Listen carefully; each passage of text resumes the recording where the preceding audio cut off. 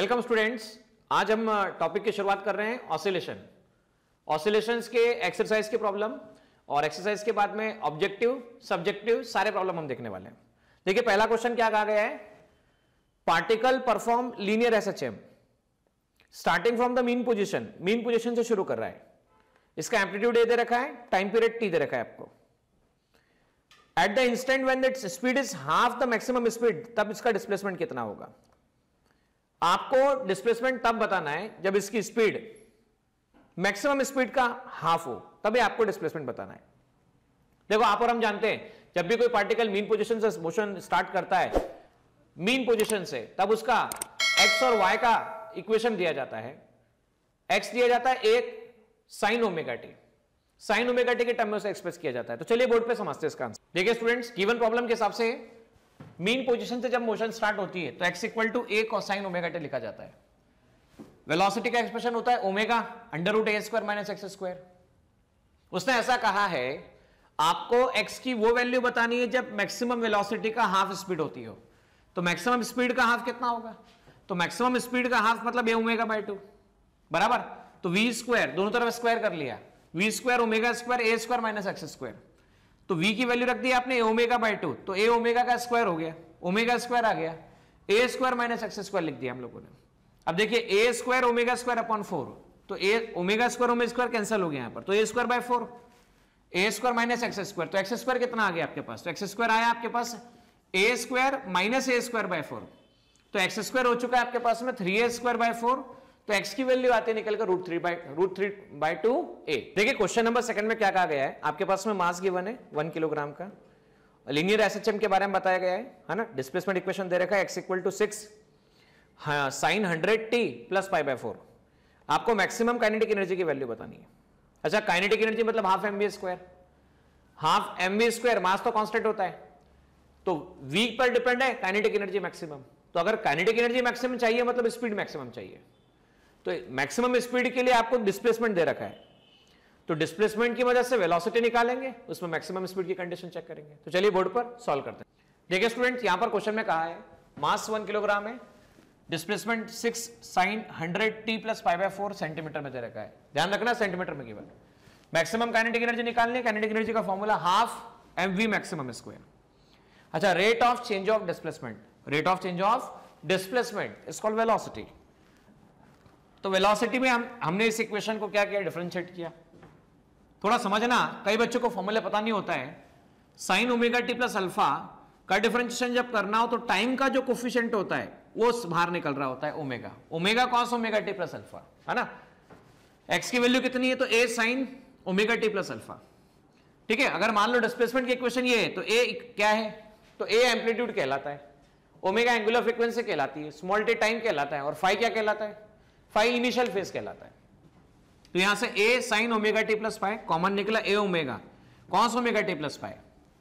हमें maximum speed चाहिए ताकि काइनेटिक एनर्जी मैक्सिमम मिले, तो मैक्सिमम स्पीड के लिए इसका वैल्यू 1 होना चाहिए, प्लस 1 होना चाहिए, मतलब मैक्सिमम वैल्यू होना चाहिए। तो भाई ये अगर 1 कर दिया तो मैक्सिमम 600, लेकिन क्या 600 क्या सेंटीमीटर पर सेकंड, क्योंकि इसकी वैल्यू सेंटीमीटर में गिवन थी तो सेंटीमीटर पर सेकंड आएगा। अच्छा, सेंटीमीटर को मीटर में चेंज करना है क्योंकि हम एमके सिस्टम की बात करेंगे, तो 1 सेंटीमीटर 10⁻⁻²। सॉल्व करेंगे 6। अच्छा, half m v maximum square, तो हाफ इंटू 1 6 का स्क्वायर, 6 का स्क्वायर कितना आता है 36, 36 डिवाइड बाय 2 सॉल्व करते हैं 18 जूल। देखिए स्टूडेंट, क्वेश्चन में कहा गया है the length of second pendulum on the earth surface is nearly equal to 1 metre. तो भाई पहला क्वेश्चन आता है सेकंड पेंडुलम क्या है, तो सेकंड पेंडुलम मतलब ऐसा पेंडुलम जिसका टाइम पीरियड 2 सेकंड हो, ऐसा पेंडुलम जिसका टाइम पीरियड 2 सेकंड हो, उसे सेकंड पेंडुलम कहते हैं। Its length on the surface of moon should be, तो मून की सरफेस पे इसका कितना लेंथ होना चाहिए आपको बताना है, और जबकि हम ये जानते हैं कि मून की सरफेस पे अर्थ सरफेस का 1/6 एक्सेलरेशन ड्यू टू ग्रेविटी होता है। तो चलिए बोर्ड पर और देखिए किस तरह से इसका आंसर। देखिए क्वेश्चन में क्या कहा गया था, सेकंड पेंडुलम में तो 2 सेकंड टाइम हो गया, अर्थ पर 1 metre nearly equal to length है, और मून का और अर्थ का एक्सेलरेशन ड्यू टू ग्रेविटी का रेशियो 1/6 दे रखा है। हम time period of simple pendulum जानते हैं 2 पाई अंडर रूट L/g होता है, स्क्वायरिंग कर दें t square 4 pi square L/g होता है। अब इस लेंथ को लिख सकते हैं आप सीधा सीधा gt square upon 4 pi square. Earth surface पे बात करें तो अर्थ सरफेस पे acceleration due to gravity on earth surface t square, मतलब सेकंड पेंडुलम के लिए। मून पर बात करें, मून पर एक्सेलरेशन ड्यू टू ग्रेविटी। अच्छा भाई सेकंड पेंडुलम की बात कर रहे हैं, तो अर्थ पर हो या मून पर हो, दोनों पे टाइम तो सेम लेना पड़ेगा, तो टाइम सेम लिया 4π², दोनों का रेशो लिया, तो gm/g रेशो आता है। नाउ gm/g रेशो किसके इक्वल है? तो gm/g रेशो किसके इक्वल है बोलो? 1/6 के इक्वल है। तो 1/6 के इक्वल है तो आप सीधा लिख सकते हो length of moon Le/6। Le अर्थ पर कितना लेंथ है? तो 1 मीटर है, तो आंसर 1/6 मीटर होता है। देखिए स्टूडेंट, क्वेश्चन में क्या कहा गया है, आपके पास दो आइडेंटिकल स्प्रिंग है जिनका कांस्टेंट K है। पहले उन दोनों को सीरीज में कनेक्ट किया गया, अब उन दोनों को किस में कनेक्ट किया गया? पैरेलल में कनेक्ट किया गया।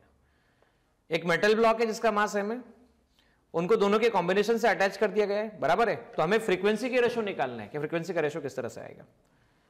तो भाई जब भी स्प्रिंग को सीरीज में कनेक्ट किया जाता है तब हमें इक्विवेलेंट निकालने की जरूरत होती है, जब स्प्रिंग को पैरेलल में कनेक्ट किया जाता है तब भी हमें इक्विवेलेंट निकालने की जरूरत होती है। तो चलिए बोर्ड पर और सीखते हैं इस बात। देखिए स्टूडेंट, यहां पर क्या बोला गया है कि पहले दोनों को सीरीज में कनेक्ट किया गया, के दोनों को पैरेलल में किया गया, बराबर है।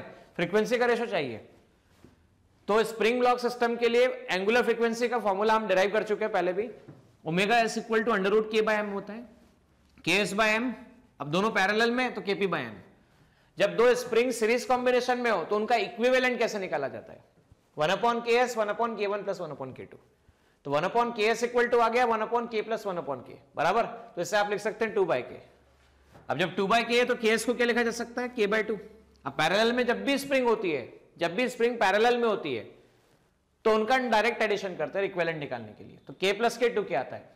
तो omega S upon omega P, solve करने पर ks/kp आता है। अच्छा, सीरीज में कितना वैल्यू था? तो सीरीज में k/2 था, k/2। और पैरेलल में कितना है? तो पैरेलल में 2k है, 2k/1। सॉल्व करने पर आंसर आता है 1/4 का √1/2। So answer will be 1/2। देखिए स्टूडेंट, यहां पर एक क्वेश्चन बोला गया है, the graph show the variation of displacement time graph. तो ये आपके पास में ग्राफ है, देखिए डिस्प्लेसमेंट टाइम ग्राफ दे रखा है, और ये ग्राफ देख के हमें पहचान में आता है कि साइन A sin ω/t का ग्राफ है, ठीक है। तो इस ग्राफ के लिए क्या बोला गया, चेक करना कौन सी बातें सही है और कौन सी बातें गलत है। भाई डिस्प्लेसमेंट टाइम ग्राफ से एक्सेलरेशन के बारे में पूछ रहा है, फोर्स के बारे में पूछ रहा है, वेलोसिटी के बारे में पूछ रहा है, बराबर है। और वेलोसिटी के साथ साथ वो काइनेटिक एनर्जी के बारे में पूछ रहा है। तो चलिए बोर्ड पर चलते हैं और देखते हैं किस तरह से इसके आंसर्स। देखिए स्टूडेंट्स, यहां पर सबसे पहले डिस्प्लेसमेंट टाइम ग्राफ गिवन है, तो डिस्प्लेसमेंट की मदद से हमें 4 ऑप्शन पे पहले गौर करना है। एक्सेलरेशन पूछ रहा है, फोर्स पूछ रहा है, वेलोसिटी पूछ रहा है, काइनेटिक एनर्जी पूछ रहा है। तो काइनेटिक एनर्जी का मतलब ½ mv², मतलब वहां पे भी स्पीड लगेगा। फोर्स लगेगा मतलब मास इनटू एक्सेलरेशन, और एक्सेलरेशन लगेगा मतलब मुझे तीनों इक्वेशन पता होना चाहिए, डिस्प्लेसमेंट भी, वेलोसिटी भी और एक्सेलरेशन भी। तो rate of change of displacement is called velocity. तो यहां से a एम्पलीट्यूड sin ω/t का ओमेगा cos ω/t। एक्सेलरेशन की बात करें तो rate of change of velocity is called acceleration. a omega बाहर निकला, cos ω/t का माइनस ओमेगा sin ω/t। अच्छा, तो sin ω/t का ग्राफ ये रहा आपके पास में, cos का ग्राफ ये रहा, और वापस से minus sin ω/t, minus sin ω/t, यहां प्लस sin ω/t है। तो जहां प्लस है वहां माइनस, जहां माइनस है वहां प्लस। ओके स्टूडेंट्स, आप समझिएगा, ये a ओमेगा और a ω²। तो यहां पे लिख दिया प्लस है माइनस है, plus a omega minus a omega, plus a ω² minus a ω²। देखो पहला point, acceleration is maximum at time t। t time पर एक्सेलरेशन मैक्सिमम है, ऐसा बोल रहा है वो। तो देखिए ये रहा t टाइम, तो यहां पर तो 0 है भाई, 0 है, 0 है, तो a ऑप्शन गलत है। अब हम सी ऑप्शन पे बात कर लेते हैं, वेलोसिटी 0 एट टाइम t/2। तो वेलोसिटी t/2 टाइम पे 0 है, नहीं भैया ये तो माइनस a ओमेगा है, माइनस a ओमेगा है, तो भी वो भी गलत है। Kinetic energy is equal to total energy. देखो टोटल एनर्जी क्या होता है, तो total energy equal to sum of kinetic energy plus potential energy. Kinetic energy equal to total energy at time t/4। तो काइनेटिक एनर्जी टोटल एनर्जी की equal हो मतलब potential energy 0 हो जाना चाहिए, बराबर है, ऐसा वो बोल रहा है। t/4 टाइम के बारे में हम बात करते हैं। तो वेलोसिटी जब 0 हो जाएगी तो उल्टा हो रहा है, तो t/4 पर तो वेलोसिटी 0 हो रही है, तो काइनेटिक एनर्जी पोटेंशियल एनर्जी के इक्वल हो रही है, ना कि टोटल एनर्जी के इक्वल हो रही है। गलत बोल रहे हैं हम लोग, काइनेटिक एनर्जी 0 हो रही है, तो टोटल एनर्जी पोटेंशियल एनर्जी के इक्वल है, तो वो डी ऑप्शन भी गलत है। अब बात करते हैं बी ऑप्शन के बारे में, फोर्स है ना, force equal to mass into acceleration. अच्छा एक्सेलरेशन के बारे में चेक कर रहे थे 3t/4 पर क्या है, 3t/4 पर वैल्यू कितनी है। तो देखो ये t/2 ये 3t/4, तो 3t/4 पर वैल्यू है प्लस a ओमेगा स्क्वायर और वो मैक्सिमम वैल्यू है, ठीक है। तो plus a omega square value होने से m a ओमेगा स्क्वायर ये मैक्सिमम वैल्यू बताई जा सकती है। तो ये ऑप्शन सही है हमारे पास में, B option will be correct. देखिए स्टूडेंट्स यहां पर एक क्वेश्चन फ्रेम किया गया है, मीन पोजीशन से कितने डिस्टेंस पर, मीन पोजीशन से कितने डिस्टेंस पर पार्टिकल की स्पीड मैक्सिमम स्पीड का हाफ हो जाएगी, जबकि पाथ लेंथ दे रखा है आपको 10 सेंटीमीटर। तो पाथ लेंथ मतलब दो एक्सट्रीम पोजीशन के बीच का डिस्टेंस पाथ लेंथ होगा, इधर से इधर के बीच का, यहां से यहां, यहां से यहां, तो यहां से यहां a, यहां से यहां a, तो 2a। तो चलिए बोर्ड पर सीखते हैं इसको किस तरह। देखिए क्या कहा गया है, 10 सेंटीमीटर पाथ लेंथ दे रखा है, मतलब दो एक्सट्रीम पोजीशन के बीच का डिस्टेंस a 10 सेंटीमीटर है, तो 2a 10 सेंटीमीटर है, तो a 5 सेंटीमीटर आ गया आपके पास। मैक्सिमम स्पीड की हाफ स्पीड पर x की वैल्यू चाहिए, तो v का वैल्यू हम जानते हैं omega under root a square minus x square, v square equal to omega square a square minus x square, दोनों तरफ स्क्वायर कर दिया, तो a ओमेगा अपॉन 2 का स्क्वायर, ओमेगा स्क्वायर कैंसिल हो गया, स्क्वायर अपॉन 4 आया, तो x की वैल्यू √3/2a आती है, a कितना 5 सेंटीमीटर, तो 5 डिवाइड बाय 2 2.5 मल्टीप्लाई बाय √3 आपके पास में 4.33 सेंटीमीटर। देखिए स्टूडेंट यहां पर क्वेश्चन बोला गया है डिफरेंशियल इक्वेशन में d2x upon dt square equal to -36x दिए बने, फ्रीक्वेंसी और टाइम पीरियड पता ना है आपको। देखिए डिफरेंशियल इक्वेशन का फॉर्मेट है ना, d2x अपॉन dt स्क्वायर मतलब डबल डिफरेंशिएशन ऑफ डिस्प्लेसमेंट और rate of change of displacement velocity, और rate of change of velocity is called acceleration. तो कुल मिलाकर देखा जाए तो ये a इक्वल टू -36x है। तो चलिए बोर्ड पर समझिए ओमेगा और t कैसे निकला। देखिए यहां पर क्या कहा गया है, आपको d2x upon dt square -36x given है, फ्रीक्वेंसी टाइम पीरियड निकालना है। हम जानते हैं a equal to -ω²x, a मतलब acceleration, double differentiation of position is also acceleration, -36x। Comparison करने पर ω² 36 आता है, ω6 आता है, 2π/t 2πf आता है, f आता है 6/2π, 3π सॉल्व करने पर 0.9555 आता है। टाइम पीरियड निकालना है 2π/6, π/3 3.14 डिवाइड बाय 3 सॉल्व करते हैं तो आंसर आता है 1.02 सेकंड। देखिए स्टूडेंट यहां पर कहा गया है a needle of sewing machine moves along the path of amplitude 4 centimetre, frequency दे रखी है ना, और एक्सेलरेशन निकालना है आपको 1/30 सेकंड के बाद, जबकि ये मीन पोजीशन को क्रॉस करती है। आप और हम जानते हैं जब भी कोई मीन पोजीशन को क्रॉस कर रहा होता है तो उसका इक्वेशन दिया जाता है x equal to a sin omega t, और बाकी सारे की सारी बातें उसी के ऊपर डिपेंड करती है। तो चलिए बोर्ड पर और सीखिए। देखिए यहां पर क्या बोला गया है, एम्पलीट्यूड, फ्रीक्वेंसी और वो टाइम जब हमें एक्सेलरेशन निकालना है। एक्सेलरेशन होता है -ω² इंटू x, ओमेगा होता है 2π/t, 4π² अपॉन t स्क्वायर, चाहे तो फ्रीक्वेंसी के टर्म में एक्सप्रेस कर दें तो -4π² f² इंटू x। अच्छा जब भी मीन पोजीशन से कोई क्रॉस होगा तो मीन पोजीशन से इक्वेशन लिखी जाती है a sin omega t, a के प्लेस पे 4 साइन ओमेगा मतलब 2π/t, 2π/t या 2π इंटू f, 2π इंटू f कितना है तो 5 हर्ट्ज, टाइम कितना बोल रखा है 1/30 बोल रखा है। तो इससे सॉल्व करने पर π/3 मतलब sin 60, sin 60 को लिखते हैं √3/2, √3/2 4 डिवाइड बाय 2 कितना होता है तो 4 डिवाइड बाय 2 √3 होता है, बराबर। अब क्या हुआ, इस x की वैल्यू को हम पुटअप करेंगे कहां पर, 4π² f² इंटू x, तो 4π² f² इंटू x, π² f², तो f कितना है आपके पास में 5 का स्क्वायर 25 आता है, x की वैल्यू 2√3 आती है, बराबर।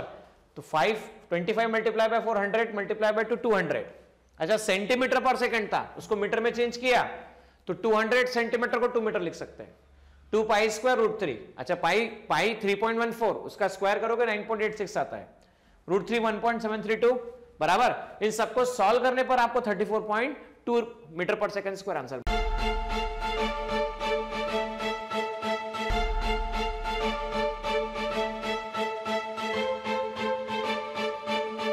पुरोहित अकॅडमी, मेन ब्रांच प्रभात चौक, MJ कॉलेज रोड, लोकमान्य हॉस्पिटलच्या बाजूला, जळगाव, आणि पांडे क्लासेस जवळ, बंधन बँके शेजारी, ट्रॅफिक गार्डनच्या समोर, जळगाव।